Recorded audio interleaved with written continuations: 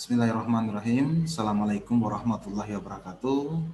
Selamat gini hari untuk teman-teman sekalian. Pada kesempatan kali ini kita akan mata kuliah entrepreneurship atau kewirausahaan. Jadi pada kesempatan kali ini kita akan membahas tentang ruang lingkup kewirausahaan. Jadi langsung saja pada materi kita.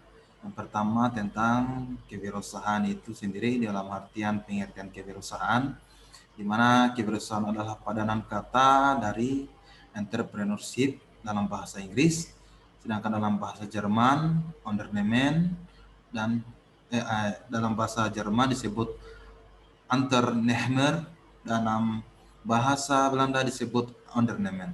Nah, sedangkan di Indonesia diberi nama kewirausahaan.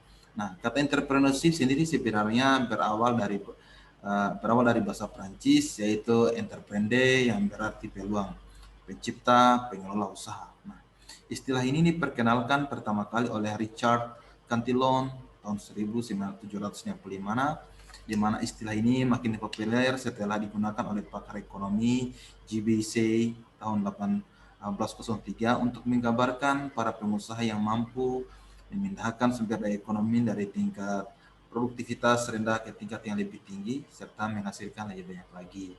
Nah, sebenarnya telah banyak pakar yang sudah mengemukakan pengertian mengenai kewirausahaan berdasarkan sudut pandang masing-masing. Namun demikian, esensi pengertian yang krusial senantiasa ada setiap pengertian dikemukakan oleh para ahli tersebut dan menjadi hal yang mendasar. Nah, menurut Peter F. Drucker mengemukakan bahwa kewirausahaan merupakan kemampuan dalam menciptakan sesuatu yang baru dan berbeda. Nah, definisi tersebut secara lebih luas dikemukakan oleh Heesrijk dalam Suryana yang mengatakan bahwa kewirausahaan adalah proses penciptaan sesuatu yang berbeda untuk menghasilkan nilai dan mencurahkan waktu dan usaha diikuti penggunaan uang, fisik, resiko, dan kemudian menghasilkan balas jasa berupa uang serta kepuasan dan kebebasan pribadi.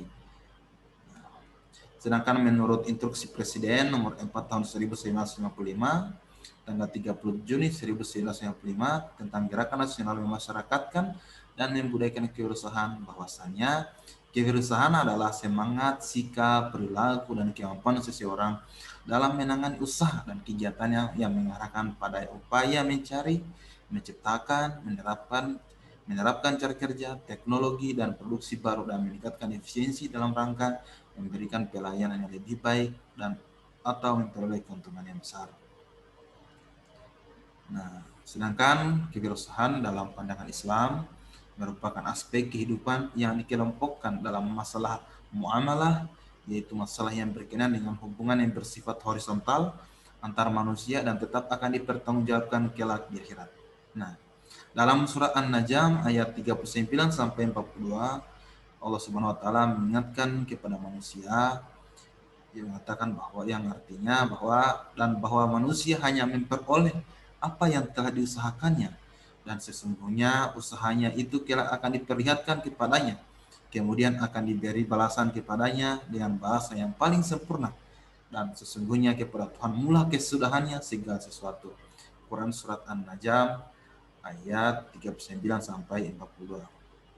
Nah, seperti juga dalam hadis Rasulullah SAW mengajarkan umatnya supaya berusaha memenuhi hajat hidupnya dengan jalan apapun menurut kemampuan, asal jalan yang ditempuh itu halal.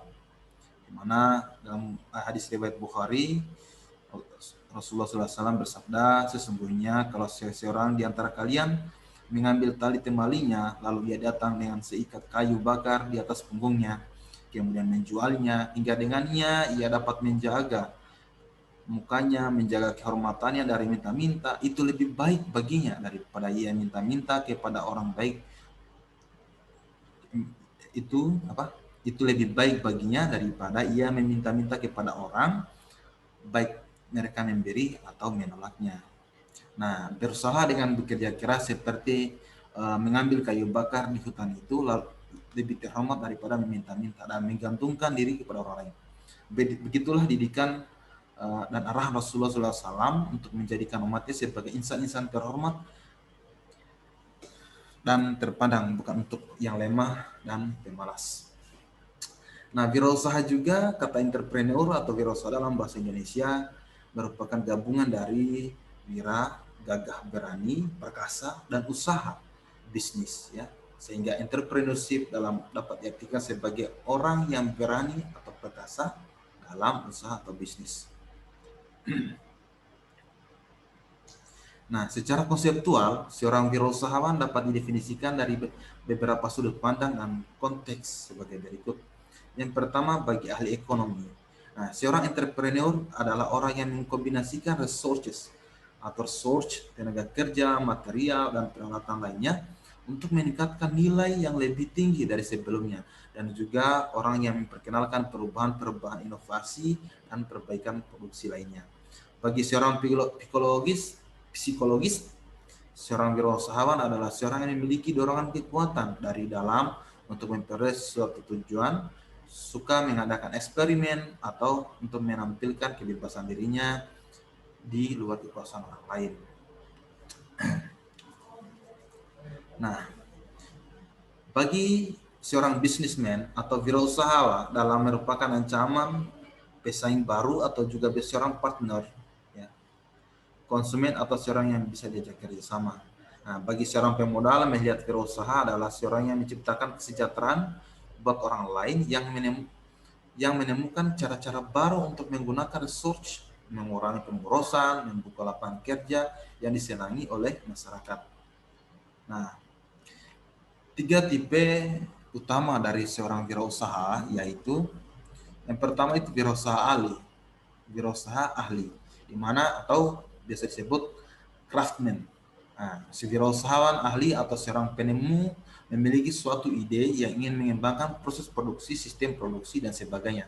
Nah, wirausaha ahli ini biasanya seorang yang bekerja pada sebuah perusahaan besar, kemudian yang memutuskan untuk keluar sebagai pegawai dan memulai bisnisnya sendiri.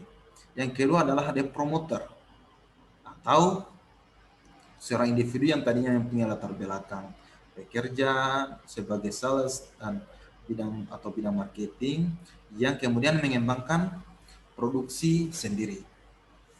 Yang ketiga adalah general manager, di mana general manager ini adalah seorang individu yang ideal yang secara sukses bekerja pada sebuah perusahaan. Dia banyak menguasai keahlian bidang produksi, pemasaran, pemodalan, dan pengawasan.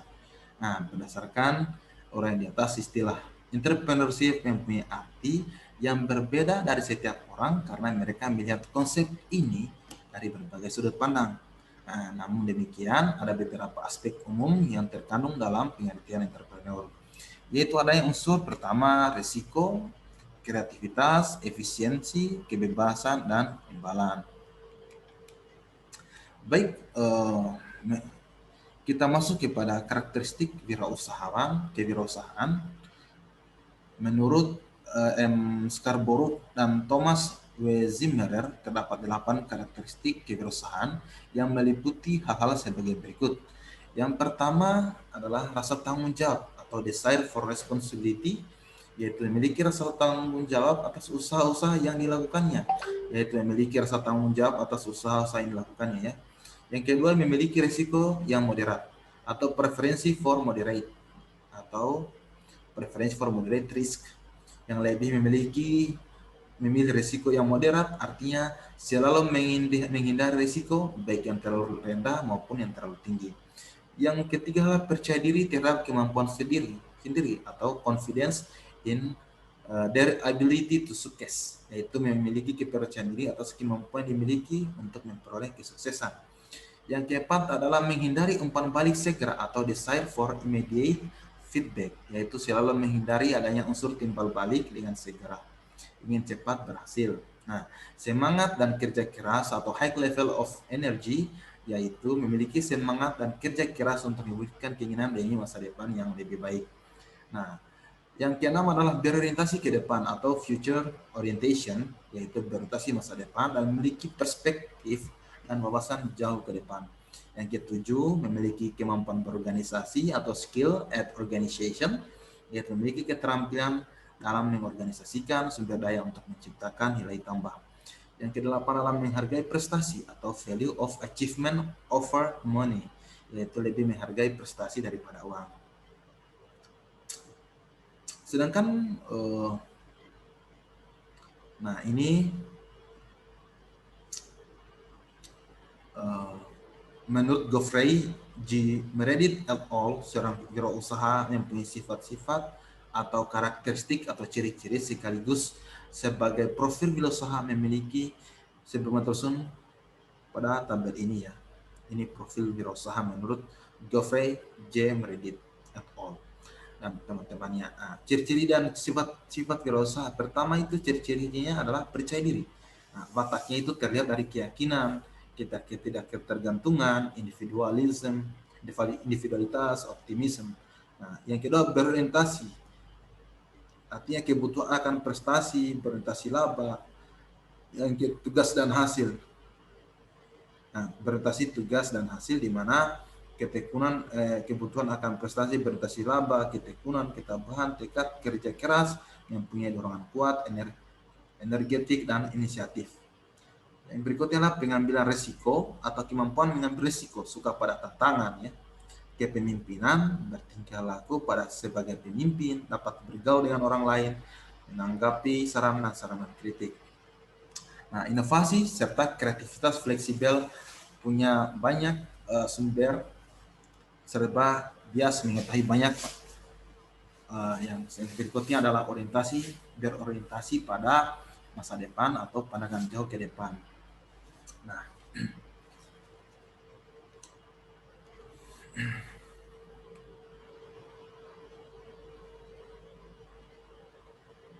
jadi dalam pembelajaran kewirausahaan, kewirausahaan merupakan jiwa dari seseorang yang diekspresikan melalui sikap dan perilaku yang kreatif dan inovatif untuk melakukan suatu kegiatan. Nah, dengan demikian perlu ditegaskan bahwa tujuan pembelajaran kewirausahaan sebenarnya tidak hanya diarahkan untuk menghasilkan pebisnis atau bisnis entrepreneur, tetapi mencakup seluruh profesi yang didasari oleh jiwa wirausaha atau entrepreneur. Nah, pembelajaran merupakan aspek kegiatan manusia yang kompleks yang tidak sepenuhnya dapat dijelaskan. Nah, pembelajaran secara simpel dapat diartikan sebagai proses interaksi berkelanjutan antara pengembangan dan pengalaman hidup. Pembelajaran secara simpel dapat diartikan sebagai produk interaksi berkelanjutan antara pengembangan dan pengalaman hidup. Nah, dalam makna yang lebih kompleks, pembelajaran hakikatnya usaha sadar dari seorang guru kepada siswanya dalam rangka untuk mencapai tujuan yang diharapkan, artinya dalam sini transfer knowledge seperti itu.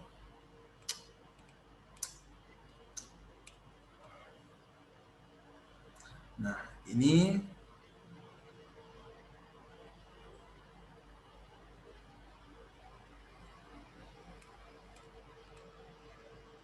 adalah pola pembelajaran kewirausahaan di mana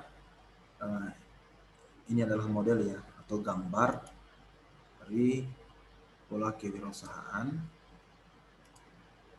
Teman-teman bisa lihat ya pola pembelajaran kewirausahaan di mana alurnya pendidikan yang berorientasi yang mengubah kondisi objektif inner aspek khususnya ego, super ego, itu turunannya adalah sikap mental untuk mau berwirausaha. Ini termasuk dalam aspek kognitif.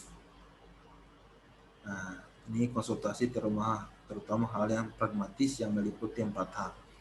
Heart, kepala pemikiran diisi oleh pengetahuan. Heart, hati perasaan diisi oleh empatisme sosial ekonomi. Head, tangan keterampilan dibekali oleh teknik produksi. Dan health, kesehatan diberikan kemampuan antisipasi. Yang ini alurnya ya, pola pembelajaran kewirausahaan. Setelah melakukan pendidikan yang berorientasi mengubah kondisi objektif, dilanjutkan dengan perhatian yang berorientasi untuk mengubah kondisi objektif perilaku ke arah yang relatif lebih ideal. Nah, di mana dalam ini perilaku yang mampu menjadi pemula dalam berwirausaha. Ini sudah ceritanya alurnya bagaimana kemudian seseorang mau atau mampu untuk membuat sebuah usaha seperti itu. Yang berikutnya adalah bimbingan yang berorientasi untuk mengubah kondisi objektif kepribadian peserta didik agar mau mampu melaksanakan aktivitas keperusahaan. Nah, berikutnya apa pembinaan yang berorientasi untuk membentuk jiwa kepribadian peserta didik menjadi terbiasa melaksanakan hal-hal yang prinsip dalam keperusahaan dengan baik dan benar. Nah, jadi ini alurnya ya dari pola pembelajaran keperusahaan di mana dari sikap mental dari awalnya mau menjadi mampu membuat memiliki dan selanjutnya memiliki keterampilan yang dan berikutnya terakhir menjadi individu yang memiliki profesionalisme berusaha sesuai dengan jenjang dan jalur pendidikan yang sedang diikutinya. Ini masuk dalam aspek kognitif ya, mau dan mampu ini masuk dalam aspek kognitif atau pengetahuan. Ini masuk dalam aspek selanjutnya masuk dalam aspek afektif atau sikap sifat, masuk dalam aspek psikomotorik atau pikirannya. Nah, konsultasi terutama hal yang pragmatis memiliki 4 hal. Jadi dari aspek kognitif, aspek efektif, ke aspek psikomotorik ini dia biasanya hal-hal yang menjadi kebimbangan atau pragmatisme itu meliputi ada di 4 hal ini. Pertama, hati, kepala, pemikiran, di kepala di mana pemikiran diisi oleh pengetahuan ini, dan kedua adalah heart, hati, perasaan diisi oleh 4 sisi ekonomi. Terakhir adalah head, tangan, keterampilan diberi oleh teknik produksi. Yang terakhir adalah health, kesehatan diberikan oleh partisipasi. Baik, terima kasih. Itu saja pengantar keperusahaan kita pada pertemuan kali ini, pertemuan pertama ini. Semoga bermanfaat. Pembahasannya saya akan sertakan pada slide berikutnya, pada video berikutnya. Sekian dari saya. Wallahu a'lam ila aqwamit thariq. Wabillahi taufiq wal hidayah. Assalamualaikum warahmatullahi wabarakatuh.